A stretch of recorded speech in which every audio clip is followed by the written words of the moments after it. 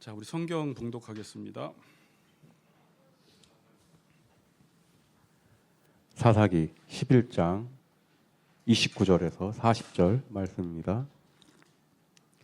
이에 여호와의 영이 입다에게 임하시니 입다가 길르앗과 므낫세를 지나서 길르앗의 미스베에 이르고 길르앗의 미스베에서부터 암몬 자손에게로 나아갈 때에 그가 여호와께 서원하여 이르되 주께서 과연 암몬 자손을 내 손에 넘겨주시면 내가 암몬 자손에게서 평안히 돌아올 때에 누구든지 내 집 문에서 나와서 나를 영접하는 그는 여호와께 돌릴 것이니 내가 그를 번제물로 드리겠나이다 하니라.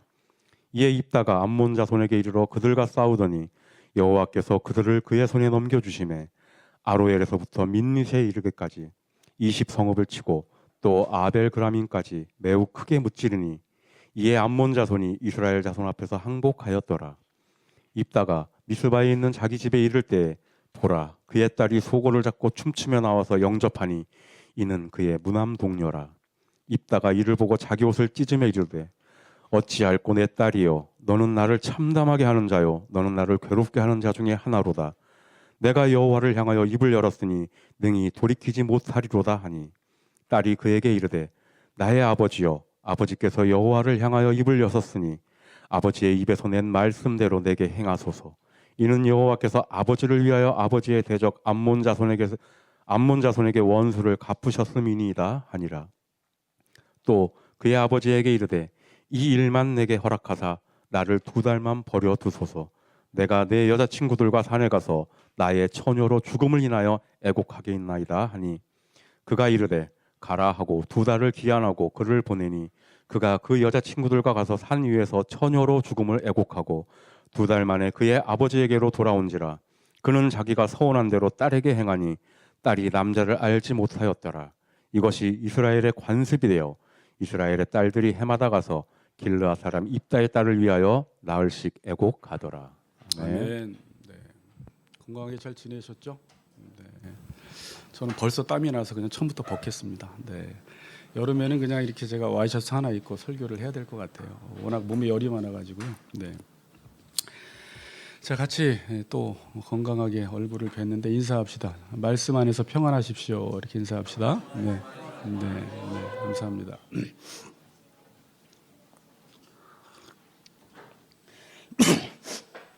자, 오늘은 무엇을 위한 열심인가라는 제목으로 좀 말씀을 나누겠습니다. 자, 지금 우리가 읽고 있는 책이 교회는 관계다라는 책입니다. 이 책 1챕터에서 어떤 이야기를 하냐면 다 읽어보셨지만 레시피 이야기를 합니다.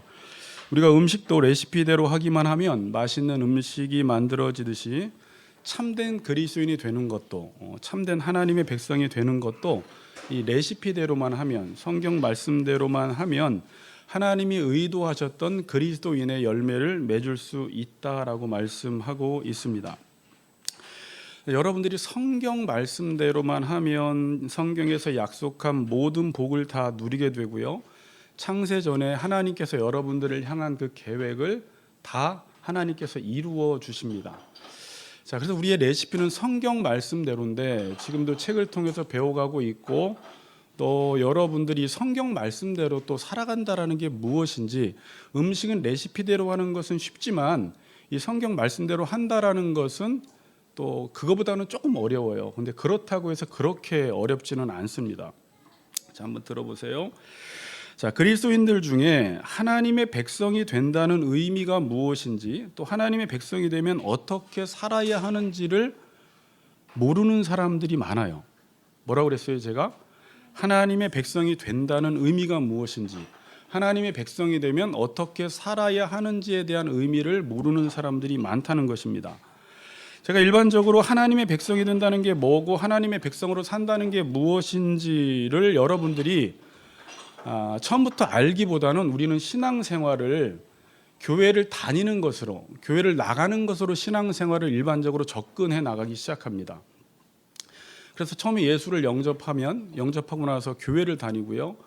교회를 다니면 뭐 세가족 교육을 받고요. 그 이후에 시간이 지나면 어떤 직분이나 직책을 맡게 되죠.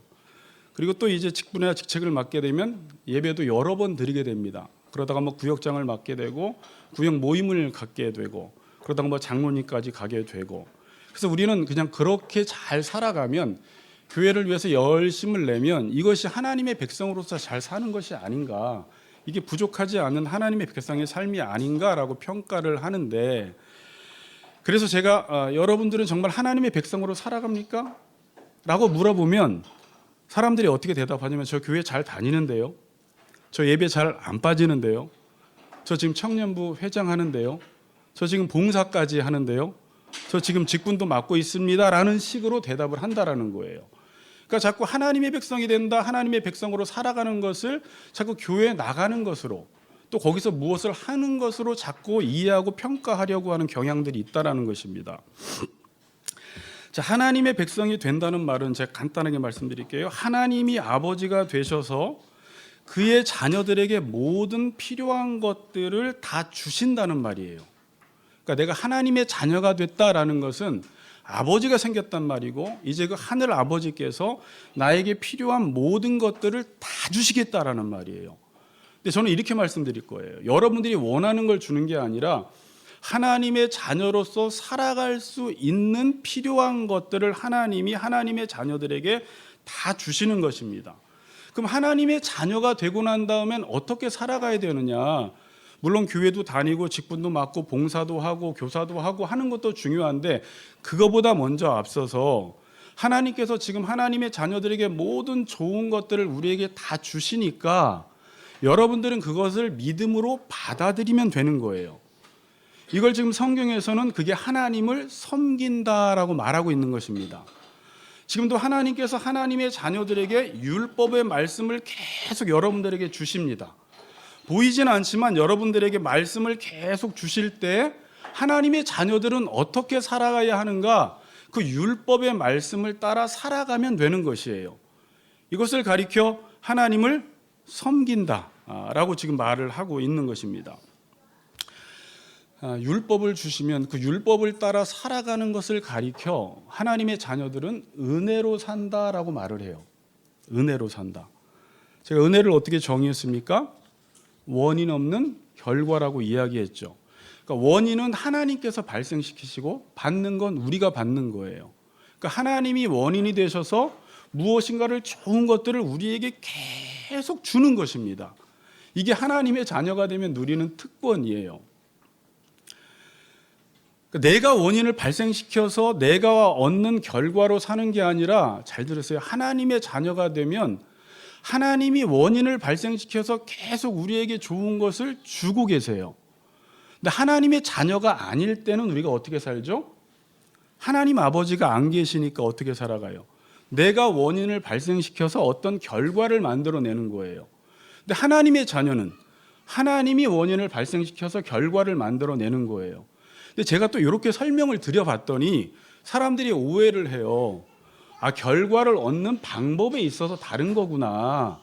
하나님께서 원인을 발생시켜서 얻든지 내가 원인을 발생시켜서 얻든지 어쨌든 결과는 얻는 것이구나 라고 생각을 하고 있다라는 거예요. 근데 지금 그런 말을 하는 게 아닙니다. 인간이 원인을 발생시켜서 얻는 결과는 하나님이 우리에게 주시는 것을 얻을 수가 없어요. 그러니까 하나님이 원인을 발생시켜서 지금 하나님의 자녀들에게 계속 주는 것은 그게 뭐냐면, 그걸 공의와 정의라고 이야기를 하고 하나님의 사랑을 부어주고요, 우리에게 기쁨과 평안을, 우리에게 안식을 부어주시는데, 지금 제가 나열한 이 몇 가지 것들은 여러분들이 죽었다 깨어나도 아무리 노력을 해도 여러분들이 열심히 살아도 얻을 수 없는 것들입니다. 여러분들이 노력해서 얻을 수 있는 것들은 뭐냐면 그냥 육신적인 것들, 물질적인 것들은 얻을 수가 있어요. 여러분들이 돈도 많이 벌 수 있어요. 사장이 될 수도 있어요. 좋은 집도 살 수 있어요. 좋은 차도 살 수 있어요. 롯데타워도 여러분들이 다 지을 수 있는데, 이건 인간이 원인을 발생시켜서 만들어내는데 그 안에는 뭐가 없냐면 공의와 정의와 사람과 기쁨과 평강과 희락이라는 게 없단 말입니다. 그럼 이것들은 일반적으로 책에서는, 일반 서적에서는 돈으로 살 수 없는 것들이라고 이야기를 해요. 이건 하나님께서 하나님의 자녀들에게 그냥 공짜로 주시는 거라 여러분들이 하나님이 우리에게 율법의 말씀을 주실 때 그 율법의 말씀을 따라 살아가기만 하면 그 모든 것들을 여러분들이 어떻게 누리게 된다라는 것입니다.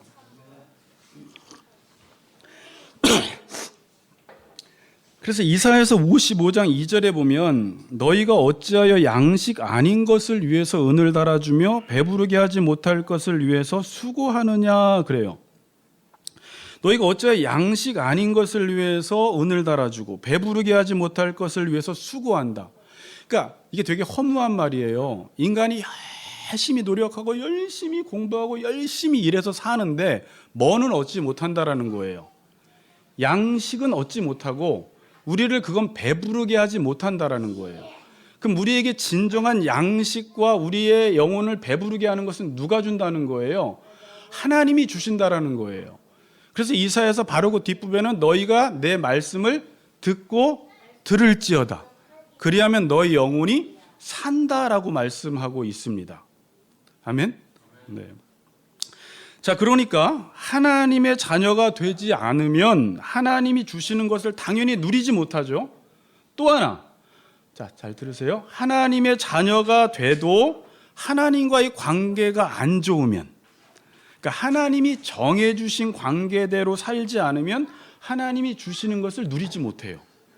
당연한 거죠.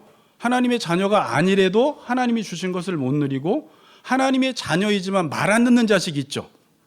엄마 아빠는 막 자녀에게 좋은 걸 막 주려고 하는데도 자식이 아빠를 아빠로 인정하지 않고 엄마를 엄마로 인정하지 않고 말을 안 들으면 지금 아빠 엄마가 자녀에게 주고자 하는 것을 자녀가 못 누리듯이 하나님이 우리에게 지금도 복을 주기를 원하시고 은혜를 베풀어 주기를 원하시고 평강 주기를 원하시는데, 여러분들이 하나님과의 관계가 좋지 않고 정해준 관계대로 살지 않으면 하나님의 자녀가 되고 교회를 열심히 다니는데도 그 하나님이 주시는 풍성한 것을 누리지 못한다라는 것입니다. 지금 사사기에서는 하나님이 정해주신 관계대로 살지 않아요. 하나님의 왕권을 인정하지 않는 것입니다. 하나님을 왕으로 인정하지 않고 그분을 섬기지 않습니다. 그리고 지금 이스라엘 백성들은 그분의 율법을 따라 살아가지 않아요. 그래서 지금 점점점 하나님이 주시는 것을 누리지 못함으로 궁핍한 삶을 살아가고 있는 과정 가운데 있습니다. 하나님이 안 계신 게 아닙니다. 하나님은 버젓이 살아계십니다. 그런데 그들이 하나님을 섬기지 않고 그들이 하나님을 인정하지 않는 것입니다. 그러니까 가나안 땅에 들어가서 전쟁을 해서 그 적군들을 이기는 것은 원래 어떻게 하면 이긴다고요?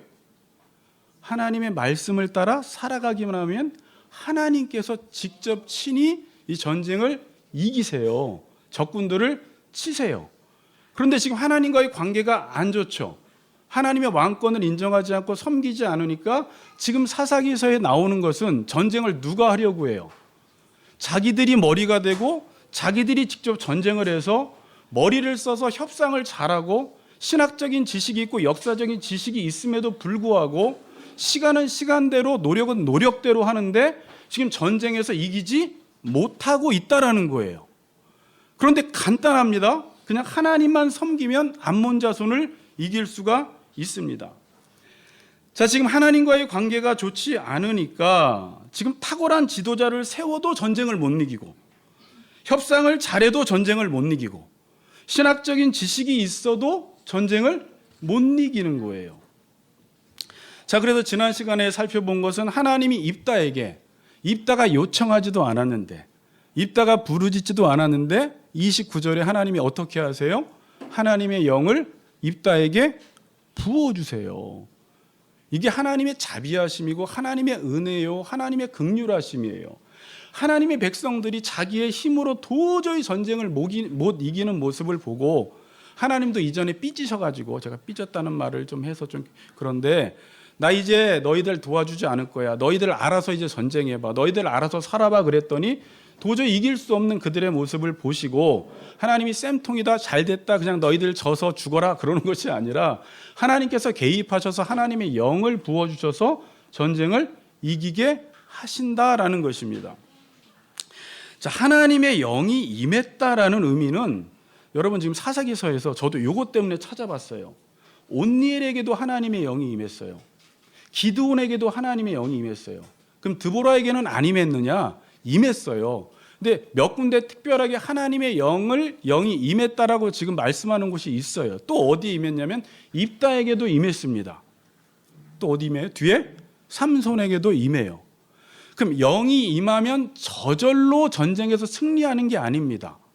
자, 지금도 하나님께서 여러분들에게 성령을 우리에게 주셨고 이미 성령이 우리 안에 내주에 계신데 여러분들이 성령이 우리 안에 있다고 해서 그 성령이 저절로 우리의 삶을 승리케 해주시는 것이 아니라 여러분들이 그 성령의 영향을 받아들여야 돼요.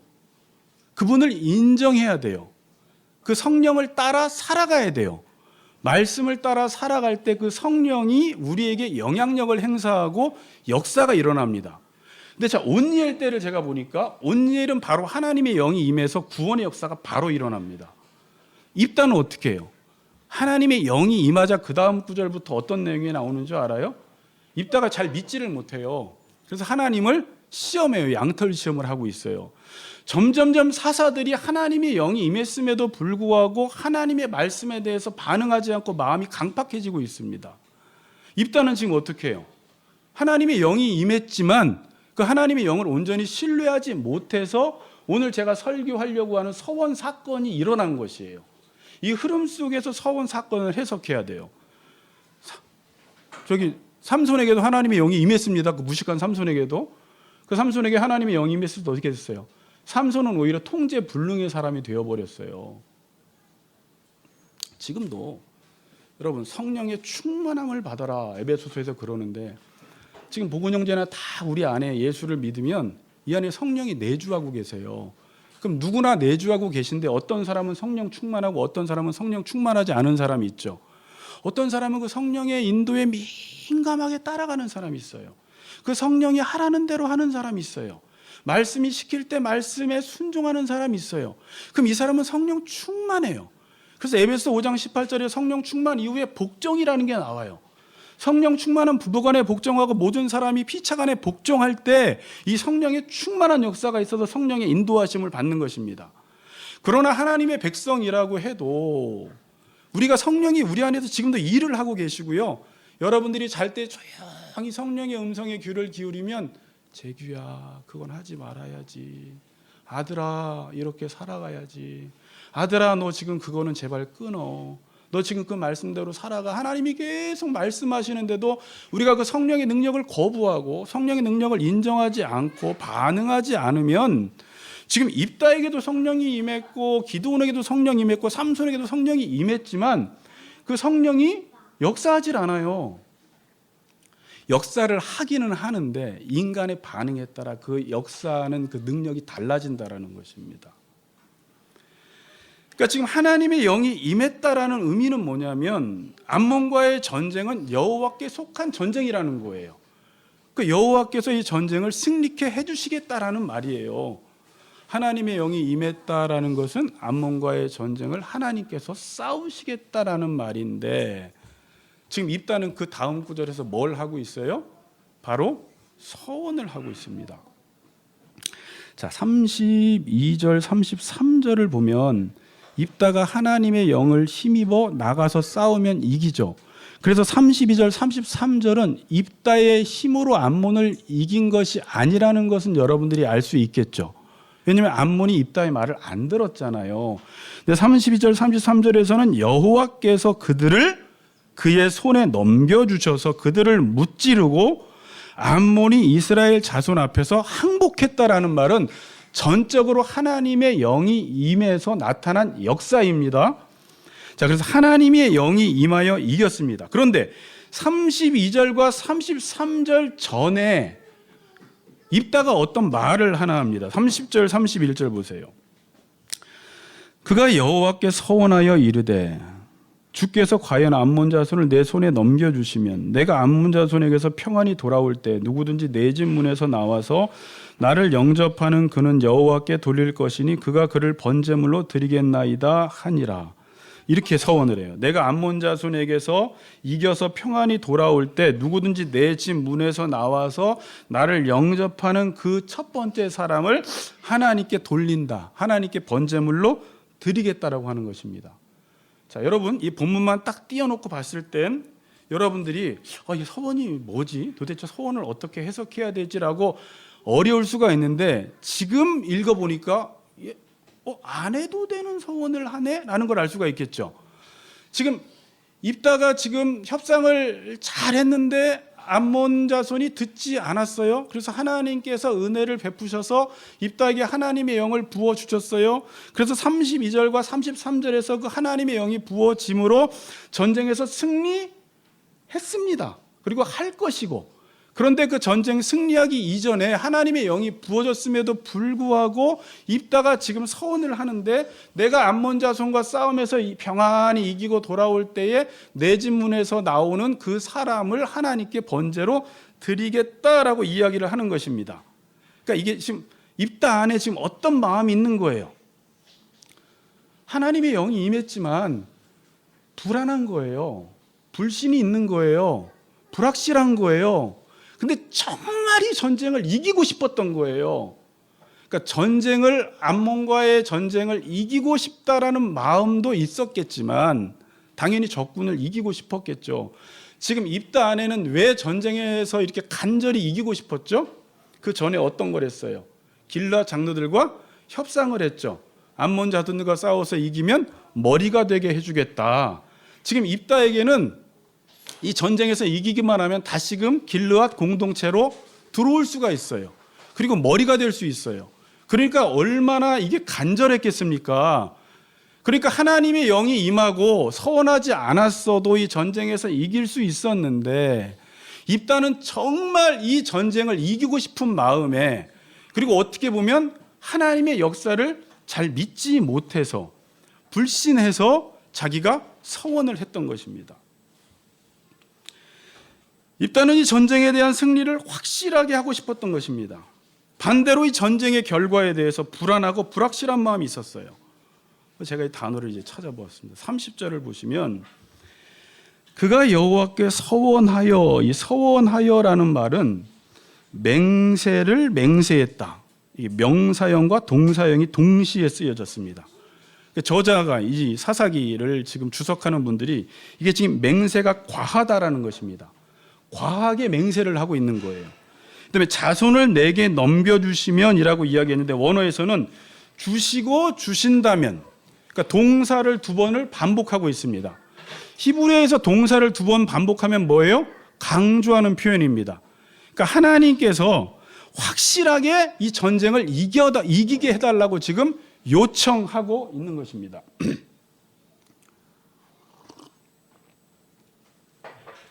자, 여러분들이 이제 아버지인데 자녀 하나를 입양을 했습니다. 그 자녀에게 이런 말을 했어요. 이제 자녀를 입양했으니까 이 아버지와 자녀 사이에는 아버지와 자녀와의 관계가 형성이 돼버렸죠. 그리고 이 아버지가 자녀에게 이런 약속을 합니다. 네가 이제 내 자녀가 되었으니까 내가 너에게 이 집을 유산으로 물려줄게 라고 했어요. 그럼 물려주겠죠? 근데 이 자녀가 이런 말을 하는 것입니다. 아버지, 정말 이 집을 내게 넘겨주시면 내가 내 통장에 있는 돈을 다 아버지께 드리겠습니다. 이때 이제 아버지의 마음이 어떨까요? 좋아할까요? 얘가 내 말을 믿지 못하는구나. 얘가 지금 내가 집을 준다는 것을 믿지 못하는구나라는 생각과 또 하나는 어떤 생각을 할까요?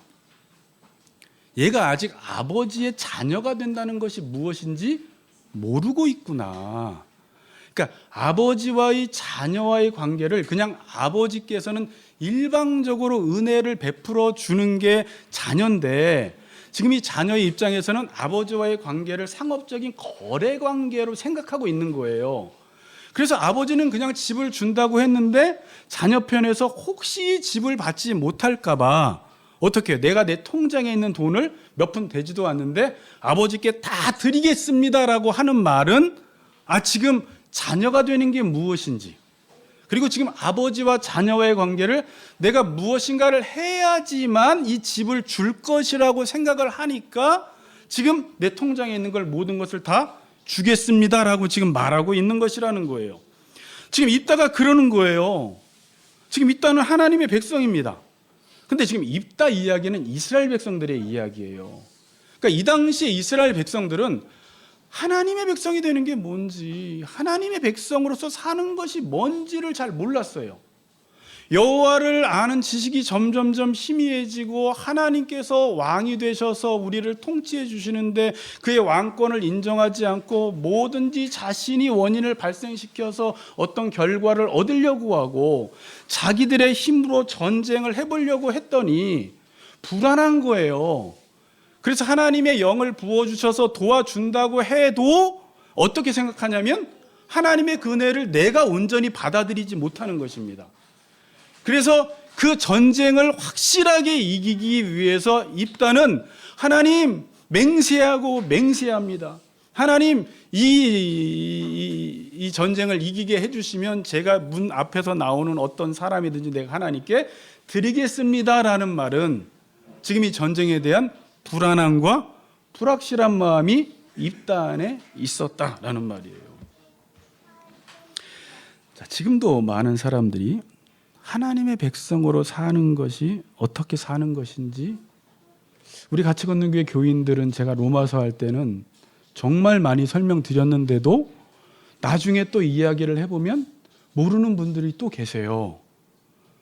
하나님의 백성은 은혜로 사는 거예요.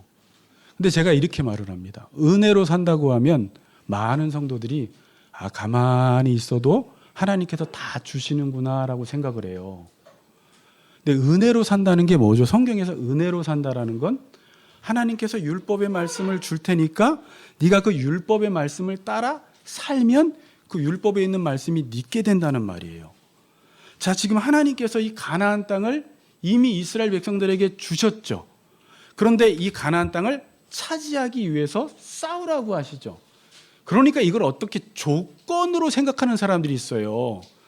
내가 뭘 해야지 하나님께서 그 좋은 걸 주시는구나라고 생각하는데 이미 하나님께서 가나안 땅을 주셨고 이미 하나님께서 우리에게 율법을 주셨는데 우리는 이미 주신 그 땅을 믿고 싸우기만 하면 되고 그 율법의 말씀을 따라 살기만 하면 하나님이 우리에게 주시는 것들을 우리가 다 받아 누리는 거예요. 자, 그런데 이 지금 하나님의 백성으로서 이렇게 산다라는 것을 모르는 그리스도인들 있죠. 그럼 하나님이 뭔가 우리에게 약속해서 주려고 한다든지 아니면 내가 무엇인가를 하나님께 달라고 할 때는 내 편에서 지성을 드리고 내 편에서 무엇인가 어떤 재물을 드리고 가장 귀한 것을 드려야지만이 하나님이 감동해서 하나님이 그 귀한 것을 나에게 준다고 생각하는 그리스도인들이 있다라는 것입니다. 그래서 하나님과 나와의 관계를 이렇게 상업적인 거래 관계로 생각하며 신앙생활 하시는 분들은 죄송한 이야기인데 뭔가를 많이 갖다 바쳐요. 그러니까 믿음이 좋아서 갖다 바치는 사람, 갖다 바친다는 말이 좀 이렇게 좀 부정적이다. 그러니까 모든 게 다 하나님의 것이고 하나님의 주권을 인정해서 내 삶을 그러한 차원에서 드리는 사람이 있고요. 믿음으로. 저는 여러분들이 그렇게 하기를 원해서 처음부터 뭔가를 강조하지 않았고 충분히 여러분들이 하나님의 은혜를 경험하고 하나님이 누구신지를 알고 하나님의 은혜로 산다라는 걸 알면 나에게 속한 모든 것들이 다 아버지의 것이고 내가 청직이라는 것을 알면 그 모든 것들을 하나님께 드림으로 하나님이 마음껏 내 삶을 사용하실 수 있도록 내어드리는 예배자의 삶을 살아가거든요. 근데 그런 차원에서 드리는 것이 아니라 내가 밑에서 무엇인가를 열심히 해야지만이 하나님이 준다고 생각을 하니까 믿음도 없는데 열심히 하는 사람들이 있어요. 봉사도 열심히 하고 헌금도 더 많이 내고 뭐든지 열심히 하는 사람들이 있어요. 근데 그 속을 들여다보면 은혜에 대한 반응으로 하는 것이 아니라 하나님이 내게 주시는 것을 꼭 얻어내기 위해서 그런 열심을 보이는 사람들이 있다라는 것입니다. 자, 이 시대 그리스도인들도 사사기 시대처럼 하나님의 백성으로서 사는 방식을 잊어버렸습니다. 전쟁에서 어떻게 이겨야 하는지를 잊어버린 사람들이 많아요. 많은 사람들이 자신 안에 있는 육신의 욕망을 이길 수 없다고 생각하는 사람들이 많아요. 그래서 나는 안 돼. 그냥 내 안에 있는 그냥 육의 소욕대로 나는 그냥 살아갈 거야.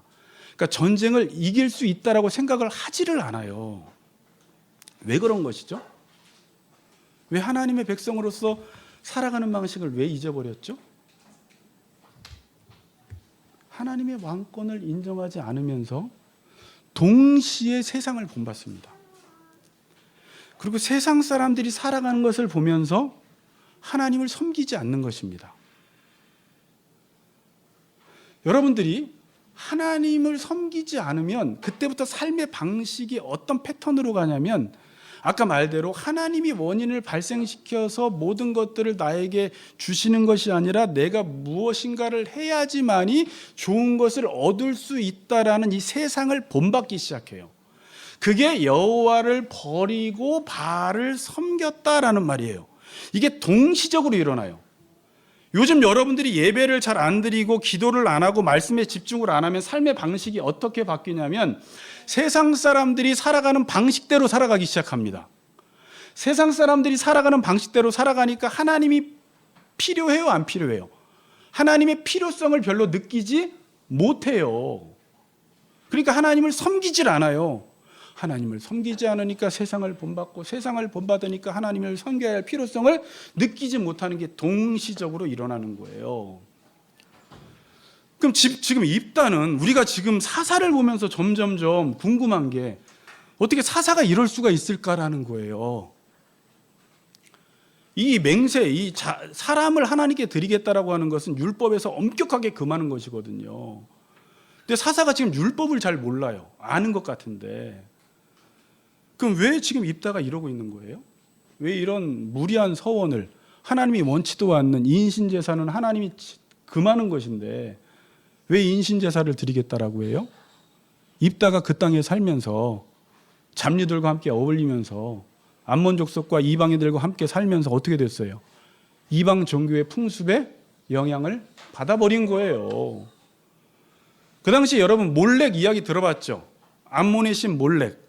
그 당시에 암몬 백성들은 어떤 신으로부터 무엇인가 얻어내기 위해서 그리고 이번에 전쟁이 벌어졌는데 그 전쟁을 이기기 위해서 신의 도움을 요청하기 위해서 암몬 자손들이 했던 일이 뭔지 아세요?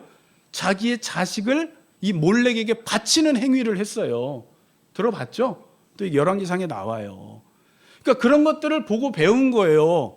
무엇인가 얻기 위해서는 우리 편에서 무엇인가 지성을 드리고 열심히 노력을 해야지 하나님이 감동하셔서 내 소원을 들어줄 수밖에 없겠구나라는 것을 세상을 본받으면서 하나님을 섬기는데 입다라는 사람이 이방 종교인들처럼 지금 하나님을 섬기고 있는 거예요. 가만히 보니까 입다가 지금 이방 종교에 영향을 받아버려서 그렇게 신학이 형성돼 버렸고 그렇게 세계관이 형성돼 버린 것입니다. 이해되세요? 네. 자, 질문해 볼게요. 여러분은 하나님을 위해서 내는 열심이 감사의 반응으로 열심을 냅니까? 아니면 응답을 위한 조건으로 열심을 냅니까? 자, 이제 스스로 되게 중요한 질문이에요. 왜 이렇게 웃으세요? 나는 은혜로 사는 존재고 내가 하나님의 자녀가 되면 하나님이 모든 좋은 것들을 나에게 다 주시고 나는 그 말씀에 순종하기만 하면 그 하늘의 신령한 모든 복을 다 누리고 있고 지금도 내가 사는 것은 내가 가지고 있는 것은 내 생명과 내 시간과 내 물질과 내 자녀와 내 재능들은 다 하나님의 것임을 인정하면서 그분 앞에 10의 하나를 띄어드림으로 이 모든 것들은 다 하나님의 것입니다라고 하며 하나님의 주권을 인정하는 차원에서 감사에 대한 반응으로 하나님께 지금도 헌신도 하고 드리기도 하고 찬양도 하고 예배도 드립니까? 아니면 무엇인가 내가 지금 원하는 것이 있고 하나님이 내게 약속하신 것이 있는데 내가 요즘 몹쓸 짓을 많이 해서 하나님이 마치 저것을 나에겐 주지 않을 것 같아서 내가 40일 특별 새벽 기도회를 하는데 이 특별 새벽 기도회가 하나님께 감사해서 드리는 게 아니라 1000번제를 하는데 이게 하나님께 감사해서 드리는 게 아니라 이렇게라도 해서 하나님을 묶어놓고 싶은 거예요. 내 기도, 내 소원을 응답해 줄 수밖에 없도록 묶어놓고 싶어서 하나님 저 이번에 40일 특별 새벽기도 합니다. 보세요. 그리고 1천 번제를 드리는 거예요. 그리고 금식까지 해요. 그리고 그런 차원에서 예배를 여러 번 드리는 것입니다. 어떤 사람들은 나는 일주일에 예배 10번 드립니다. 이렇게 자랑하는 사람도 있어요. 그 어떤 차원에서 드리냐라는 거예요. 너무 감사에 대한 반응으로 예배를 드리느냐, 아니면 내가 10번을 드림으로 지성이면 감천이라고 하나님이 감동해서 내 지성에 감동해서 나에게 많은 것들을 받아내기 위해서 여러분들이 하냐라는 거예요. 그래도 금식하다가요, 이렇게 애기 과자 막 먹이다가 실수로 자기가 과자를 먹어버리면 금식인데 큰일 났네 그러면서 금식을 다시 하는 사람들, 1천 번제를 드리다가 하루를 빠지면 큰일 난 줄 알고 또 다시 처음부터 시작하는 사람들이 있어요. 하나님이 그거 하라고 했나요? 혼자 하는 거예요. 혼자. 하나님이 시키지도 않은 거예요. 지금 입다가 하는 서원은 하나님이 시키지도 않은 것을 혼자 서원하고 혼자 지켜내는 것입니다. 지금 금식을 드리고 예배를 드리고 1천 번제를 드리는 것이 너무 감사해서 은혜에 대한 반응으로 하는지, 아니면 자신이 원하는 소원을 이루기 위해서 하는지 한번 생각해 보라는 것입니다. 근데 저는요, 이렇게 설교 준비를 하다가 은혜에 대한 반응으로도 1천 번제는 할 필요 없어요, 여러분. 40일 금식 기도도 할 필요 없어요. 저 목사가 무슨 얘기하는, 금식은 금식을 위해서 금식하시면 돼요. 정말 내가 너무 교만해져 있고 내가 너무나 힘을 많이 주고 있고 하나님을 의존하며 살지 않고 하니까 내 몸에 모든 힘을 다 빼서 이제 내가 정말 하나님만 의존하는 삶을 살겠습니다라는 차원에서는 하세요. 정말 할 수 있으면. 그러나 하나님이 원하시는 건 그런 1천 번제 40일 금식, 일주일에 예배 10번 이런 걸 원하시는 게 아니에요. 지난주에 미가서 살펴보았잖아요. 하나님이 원하시는 게 뭐예요? 정의를 행하며 인자를 사랑하며 내 하나님과 함께 동행하는 삶. 동행하는 게 뭐예요? 하나님이 우리에게 율법의 말씀을 주실 때, 하나님의 영이 임할 때 그 말씀을 따라 같이 살아가는 게 하나님과 동행하는 삶이에요. 미가서 6장 보세요. 이게 이제 입다를 이해하는데 또 참고가 됩니다. 미가서 6장 6절에서 8절 제가 천천히 읽겠습니다. 내가 무엇을 가지고 여호와 앞에 나아가며 높으신 하나님께 경배할까? 내가 번제물로 일련된 송아지를 가지고 그 앞에 나아갈까? 여호와께서 천천의 순양이나 만만의 강물 같은 기름을 기뻐하실까? 내 허물을 위하여 보세요. 내 마다들을 내 영혼의 죄로 말미암아 내 몸의 열매를 드릴까? 사람아, 주께서 선한 것이 무엇임을 내게 보이셨나니 여호와께서 내게 구하시는 것은 오직 정의를 행하며 인자를 사랑하며 겸손하게 대 하나님과 함께 행하는 것이 아니냐. 그러니까 앞에 질문을 하죠, 여러분. 6절에서 내가 무엇을 가지고 여호와 앞에 나가며 높으신 하나님께 경배할까? 자, 이스라엘 백성들의 생각은 그거예요. 내가 어떻게 하나님 앞에 나갈까라고 하면서 무엇을 가지고 나갈까에 관심이 있어요. 내가 번제물로 일련된 송아지를 가지고 그 앞에 나아갈까? 그래서 계속 여호와 앞에 나아갈 때는 무엇? 번제물, 천천의 순양, 만만의 강물, 내 맏아들, 내 몸의 열매를 드릴까라고 나아갑니다. 그러니까 지금 하나님께 나아가야 되는데 하나님을 이들은 어떻게 이해하고 있냐면 제의적인 하나님으로만 이해하고 있는 거예요. 제의적인 하나님. 그러니까 하나님이 우리에게 원하시는 것은 내가 어떻게 나아갈까? 하나님은 나를 받으시기를 원하는데 지금 이스라엘 백성들은 무엇을 가지고 나아갈까에 관심이 있는 거예요. 어떤 걸 들어야지 하나님이 기뻐하실까라는 그 질문에 미가라는 선지자가 어떻게 대답을 해요? 사람아, 주께서 선한 것이 무엇임을 내게 보이셨나니 여호와께서 내게 구하시는 것은 오직 정의를 행하며 인자를 사랑하며 겸손하게 대해 하나님과 함께 행하는 것이 아니냐. 아까 거기서 그런 말도 있죠. 내 맏아들을 기뻐하실까? 이게 다 그 당시 이방 종교의 영향을 받은 거예요. 근데 하나님이 원하시는 건 뭐라고요? 정의. 제가 이걸 이제 예사라 다닐 때 이거 갖고 공부를 했었는데 여기 엄청 메모가 엄청 많아요. 제가 다른 데다 쓰기보다 옆에다 거의 다 썼는데 그때 정의를 김필애 교수님이라고 선지서 가르치는 분이 뭐라고 여기다 해서 제가 적어놨냐면 공동체의 삶을 유지하는 것. 이게 정의라고 그분이 알려준 거예요. 이웃과 더불어 화목하게 사는 것. 이게 하나님이 우리에게 원하신다라는 거예요. 하나님이 우리에게 원하시는 게 뭐라고요? 공동체의 삶을 유지하는 것. 이웃과 더불어 화목하게 사는 것. 여러분들이 지금 이 시대 그리스도를 보면서 갸우뚱하는 게 뭐예요? 일천번제를 드리고 왔는데 부부싸움을 엄청 잘해. 40일 금식 기도하고 왔는데 이웃을 막 욕해.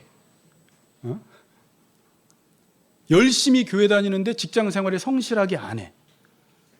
여러분 이건 아니잖아요. 하나님이 원하시는 건 뭐예요? 부부간에 잘 지내라는 거고요. 직장에서 성실하게 살아가는 거고요. 남의 욕하지 말라는 거고요. 오히려 남들이 아플 때 한번 찾아가서 신방에서 그를 위로해 주는 걸 하나님이 일천번제 드리는 것보다 마다들을 드리는 것보다 번제물을 드리는 것보다 훨씬 더 기뻐하신다라는 거죠. 여러분 가인과 아벨 제사도 히브리서 설교할 때 말씀드렸잖아요. 피해 제사냐 아니냐 이게 중요한 게 아니라 왜 하나님이 가인의 제사를 왜 안 받으셨어요? 그를 드리지 않은 거예요. 하나님이 원하시는 것은 우리가 하나님께 산 제사로 우리를 드리기를 원하세요.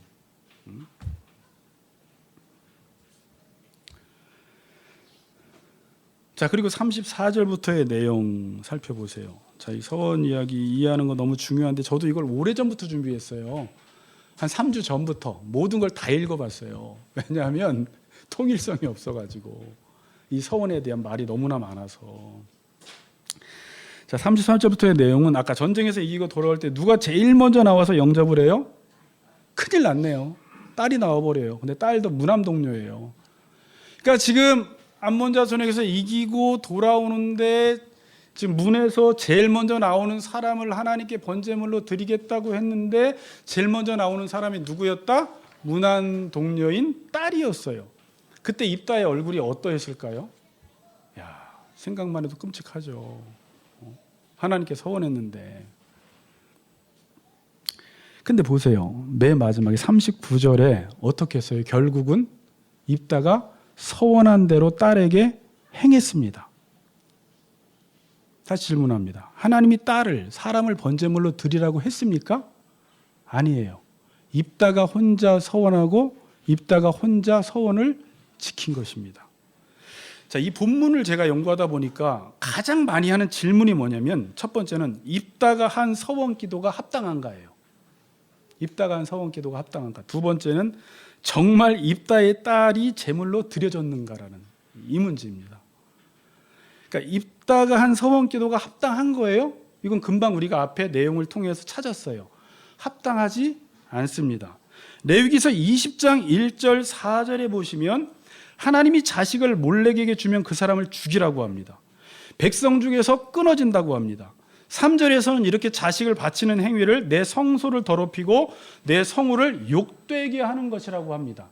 하나님은 절대 이러한 사람을 하나님께 인신제사로 바치는 것을 하나님은 원치 않으세요.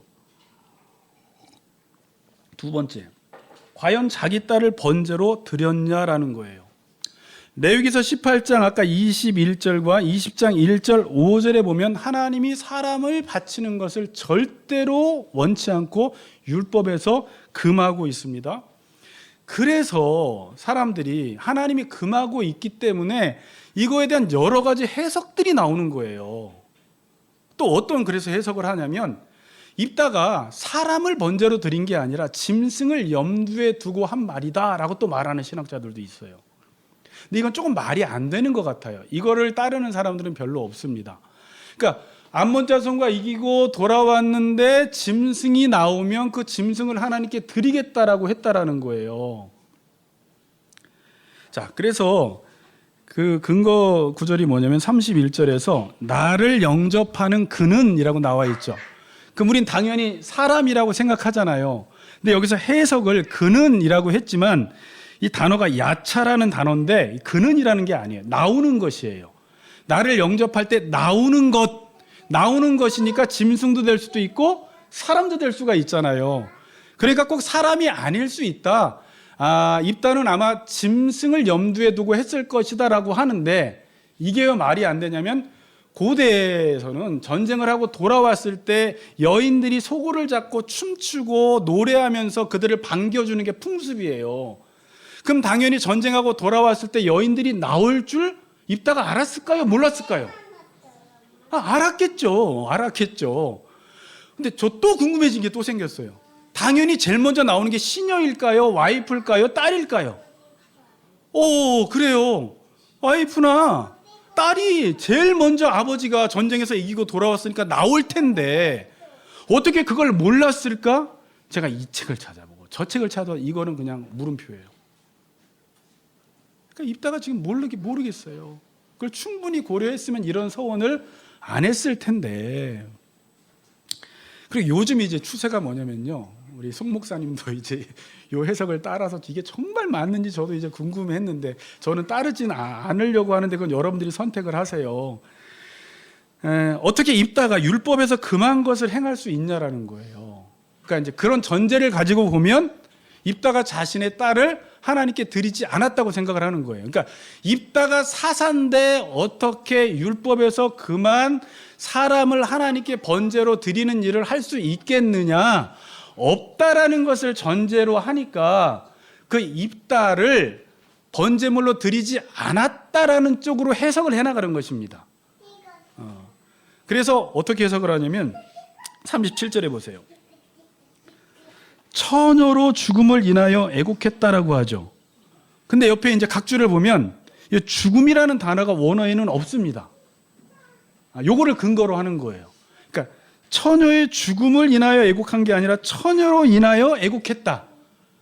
그래서 입다의 딸이 평생 성전에서 처녀로 성전 봉사자로 살았다라는 거예요.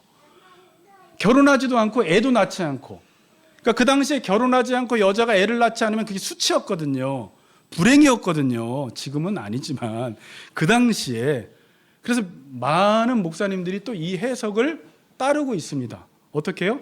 진짜 번제물로 드린 것이 아니라 입다가 처녀로 결혼도 하지 않고 애도 낳지 않고 평생 성전 봉사하는 자로 살았다라고 해석하는 신학자들이 한 반 이상이 됩니다. 반 이상이. 그러니까 아까 그걸 전제로 하면 그래요. 입다가 설마 율법에서 금한 것을 행할 리가 없다라고 보니까 이런 해석을 따르게 되죠. 자, 그런데 저는 이 본문을 여기에 초점을 두기보다 우리가 위에서 살펴본 대로 지금 입다가 살던 시대적 상황 속에서 이 서원을 봐야 된다라고 봐요. 그러니까 저도 만약에 10장에서 하나님께서 니들이 알아서 해봐 라는 이 부분이 바르게 해석되지 않았으면 지금 이 부분을 해석하는 게 어려웠을 것 같아요. 다시 말하면 지금 이스라엘 백성들은 하나님의 왕권을 인정하지 않습니다. 하나님의 왕권을 인정하지 않고 더 나아가서 하나님이 내가 이제 너에게 아버지 노릇, 왕 노릇을 안 해줄 거야 라고 지금 뒤로 빠져 있는 상태세요. 그러니까 자기들끼리 스스로 전쟁을 이겨야 하다 보니까 얼마나 많이 불안해요. 여러분들도 하나님을 모르는 성도들이 있죠. 그러니까 하나님을 모르는 성도라는 게 뭐냐면 아까 하나님과 나와 어떠한 관계 속에서 하나님의 복이 나에게 주어지는지를 잘 모르면 지금도 하나님을 모르는 성도들은 하나님의 그 복을 받기 위해서 불안하니까 자기 편에서 40일 금식 기도를 하든지 일천번제를 드리든지 해서 어찌든지 하나님이 나에게 주시는 것을 받아내고 싶어 해요. 근데 이 성도의 특징은 뭐냐면 지금 하나님과의 관계가 바르게 형성되어 있지 않아요. 하나님을 몰라요. 하나님을 오해해요. 하나님이 우리에게 주시는 복을 어떻게 받는지를 알지 못해요. 그러니까 어떠한 방식으로 합니까? 그 당시에 이방인들의 풍습을 따라 행했듯이 몰렉을 자식에게 바치면 그 신이 감동해서 전쟁에서 이기게 해주듯이 입다도 지금 그러한 마음으로 서원을 했던 것입니다. 그래서 제가 이제 여러 신학자들을 찾으면서 입다가 왜 서원을 했을까? 이 트리브리라는 신학자는 이렇게 말합니다. 입다의 서원은 믿음의 표현이 아니라 의심의 언어이다라고 표현을 해요. 의심의 언어이다. 그러니까 하나님을 신뢰하지 못해서 불안하니까 스스로 드렸던 제사라는 거예요. 근데 우리도 지금 그런 적이 있고요. 지금도 하나님을 모르는 많은 백성들이 지금 교회 안에서 그렇게 신앙생활을 해나가고 있어요. 그래서 옆에서 이제 한번 인터뷰 해보는 거죠. 당신은 왜 그렇게 열심히 하시죠? 다 궁금해 죽겠네. 당신은 열심히 안 하네. 열심히 하시죠? 아니에요, 농담이에요. 왜 이렇게 열심히 하시죠? 물으면 저는 이것 때문에요. 은혜에 대한 반응으로 당연히 마땅히 해야 되는 거죠라고 말하는 사람이 있을 수도 있고, 창피해서 말은 안 할 수 있겠지만 이것이 하나님이 나에게 주려는 것을 하나님이 차질 없이 나한테 주도록 하기 위해서 하나님을 묶어두는 행위일 수 있다라는 것입니다. 저는 이 흐름으로 보니까 번제물을 드렸어요, 하나님께. 근데 이걸 하나님이 원해서 한 건 아닙니다. 그래, 이거에 대해서 하나님은 뭐 받았다 안 받았다라는 아무런 코멘트가 없어요. 지금 그냥 입다 혼자 한 거예요. 그리고 마지막 34절 35절에 보면, 자, 입다가 미스바에서 있는 자기 집에 이를 때 보라, 그의 딸이 소고를 잡고 춤추며 나와서 영접하니 이는 그의 무남동녀더라. 35절 보세요. 입다가 얼마나 이기적인지. 입다가 이를 보고 자기 옷을 찢으며 이르되 어찌할꼬 내 딸이여, 너는 나를 참담하게 하는 자요, 너는 나를 괴롭게 하는 자 중에 하나로다. 내가 여호와를 향하여 입을 열었으니 능히 돌이키지 못하리로다 하니.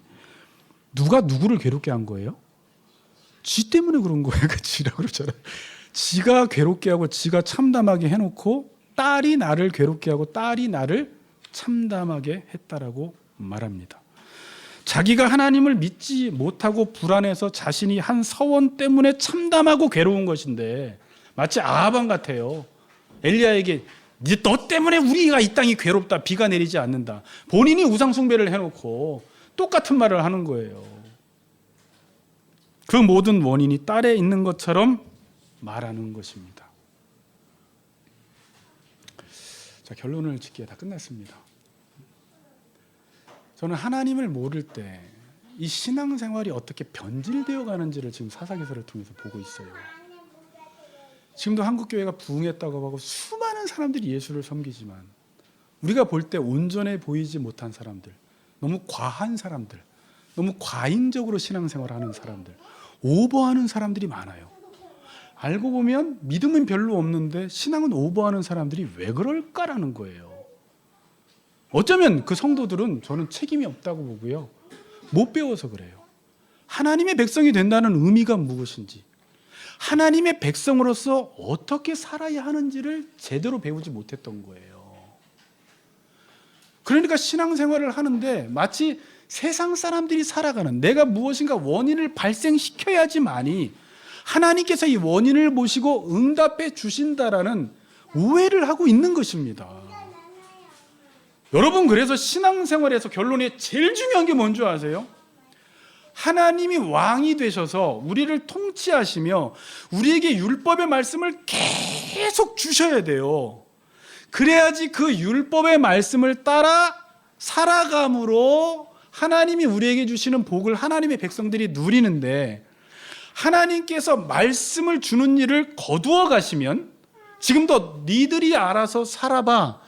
한국교회가 만일 타락을 해서 하나님이 더 이상 꼴보기 싫어서 김주찬 교수님의 말대로 이제 바벨론 포로에 붙들려가게 만들고, 지금 영적으로 바벨론 포로기에 붙들려가게 만들어서 하나님이 얼굴 낯을 돌려버리면 성도들은 신앙생활을 어떻게 해야 될지를 몰라요. 왜냐하면 하나님이 말씀해 주셔야지 그 말씀을 따라 살아가는 게 신앙생활인데, 하나님이 지금 뭔가 명령을 안 해주시니까, 그 말씀이 희귀해서 듣지를 못하니까, 교회를 다니는데도 강단에서 하나님이 주시는 말씀이 전해지지 않으면 어떻게 신앙생활을 해야 될지를 몰라서 그냥 자기 나름대로 신앙생활을 하는 거예요. 그래서 기독교가 점점점 여호와를 몰라가면서 모양만 남게 되고 이방 종교를 담게 되는 것입니다. 그래서 지금 이렇게 변질되고 있는 거예요. 그 모든 원인은 뭐냐? 여호와를 몰라. 그래서 아모스서 8장에 보면 마지막 때에 여러분 기근이 와요. 하나님이 말씀을 우리에게 주시지 않으면 사람들이 망해버려요. 잠언서 29장 18절 말씀대로 묵시가 없는 백성은 방자히 행하거니와 여호와의 율법을 지키는 자는 복이 있다고 하는데, 묵시, 계시, 비전이 안 보이니까 하나님이 우리에게 주시는 말씀이 안 보이니까 밑에서 어떻게 하나님을 섬겨야 할지를 모르니까 사람들이 방황한다라는 거예요. 그 말이 망한다라는 말입니다. 여호와를 아는 게 이렇게 중요해요. 그냥 마지막 질문 던지고 마칠게요. 여러분들이 내는 열심이 은혜에 대한, 감사에 대한 반응으로 열심을 냅니까? 아니면 하나님께 무엇인가를 얻어보기 위한 그런 마음으로 원인 제공을 하고 있습니까? 한번 잘 생각해 보시고 하나님 앞에서 믿음으로 행하시는 우리 같이 걷는 교회 성도님들 되시기를 주의 이름으로 축복합니다. 찬양합시다.